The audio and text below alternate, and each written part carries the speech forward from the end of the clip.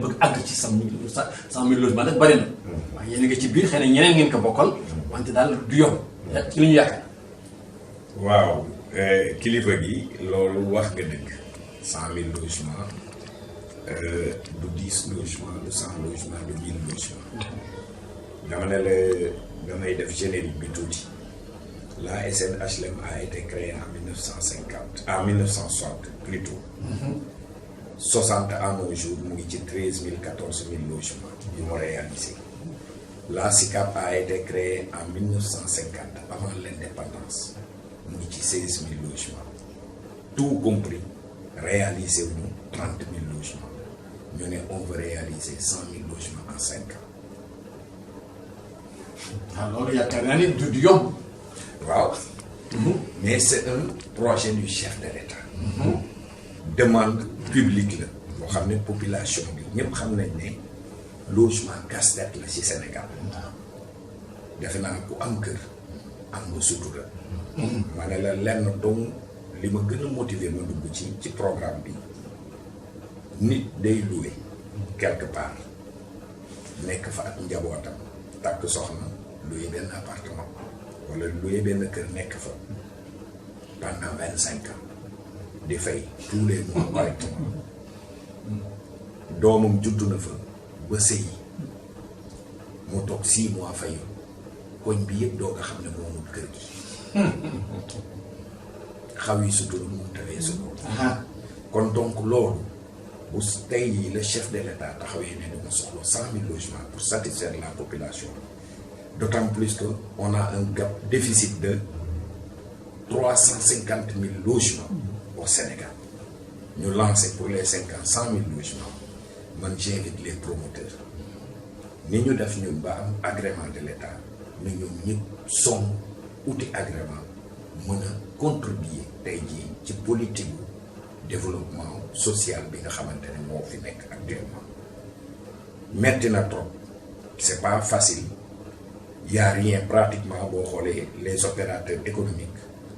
Dugg ci programme logement yi mais du priorité ci ñoom parce que amul marché y a rien du tout mais quand même da ngay toll foo xam ne sa dëkk da ngay taxaw pour jàppale sa dëkk da nga war a fàtte sa bopp jàppale population bi tey c'est une demande sociale chef de l'État bi il est conscient de cela lancer programme bi je crois que entrepreneur yëpp muy chef d'entreprise yëpp ñu nekk dans le BTP ñoom ñëpp ci war a dugal seen loxo pour mu mën a atteindre les 100 000 logements te je sais que ne bu ci ñëpp dugalee seen loxo l'objectif dinañ ko atteindre loolu lay invité sama mbokku entrepreneurs yi sama mbokku opérateurs économiques yi ak sama mbokku promoteurs yi c'est pas facile nag. mooy comme li may wax tey jii man biñ ko lancé en 2013 si laa commencé di ci liggéey j'ai arrêté toute activité plongé sur le programme des 100 000 logements di ci liggéey loolu tey moo ñu jural ñuy lancer programme 100 000 logements bi avec le groupe 7 Vision parce que y a des entreprises beaucoup plus costauds que 7 Vision Telium mu ngi fi la SICAP mu ngi fi SNHLM mu ngi fi Imosen mu ngi fi y a beaucoup d'entreprises tey jii yoo xamante ne tey jii seen capacité financière dépassé na les 10 milliards te ñu ngi fi commencé wu ñoom pourquoi ñu commencé 7 Vision parce que 7 Vision moo ko jël à cœur commencé di ci liggéey ba tey jii am ci taxawaay boo xamante ne moo koy lancé avec le chef de l'État te di ñaan nag réussite di ci ñaan lii nga xam ne mooy demande sociale bi nga xamante ne yàlla nañ ci yàlla taxaw ba tey jii demande bi ñu satisfaire population bi parce que ñëpp xam nañ ne location cher na trop mais avantage yi am ci programme bi dinaa ko expliquer tuuti mu gaaw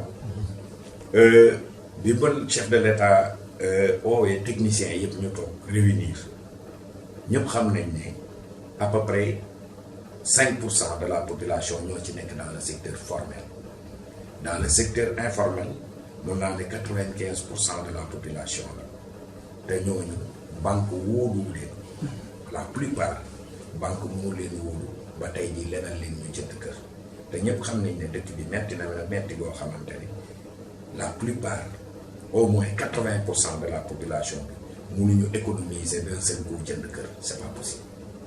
looloo tax chef de l'État teg ay mécanismes créer le FAGALOJ mooy fonds de garantie de l'habitat pour le secteur informel, créer encore beneen fonds de garantie boo xamante ne moom mooy fonds de garantie de l'habitat social.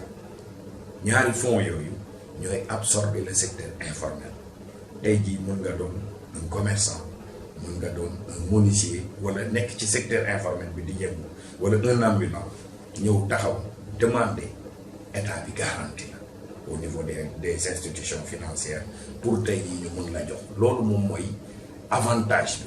teg si yemul foofu ci état bi mu ne les promoteurs yi nga xamante ne tey jii sacrifié wu nañ dugg ci programme bi dinaa leen exonérer de tout taxe pour coût logement bi bañ a yéeg ba nit ki du ko mën a supporter. discuter avec les banques ne leen kat xam nañ ne seen taux d'intérêt bancaire dafa cher mais dinaa bonifier taux bi. bonifier taux bi moom mooy tey jii bu dee da ngeen di 6% le taux bi état bi dina jël 3% yi fay leen ko pour client bi supporter 3 kese mu bañ a cher. parce que tamit dara jarul aussi ñu tabax ay kër pour acquisition bi nit ñi nga xamante ne ñoo ko war a jël fay bi di cher ba dootuñu ko mën a supporter.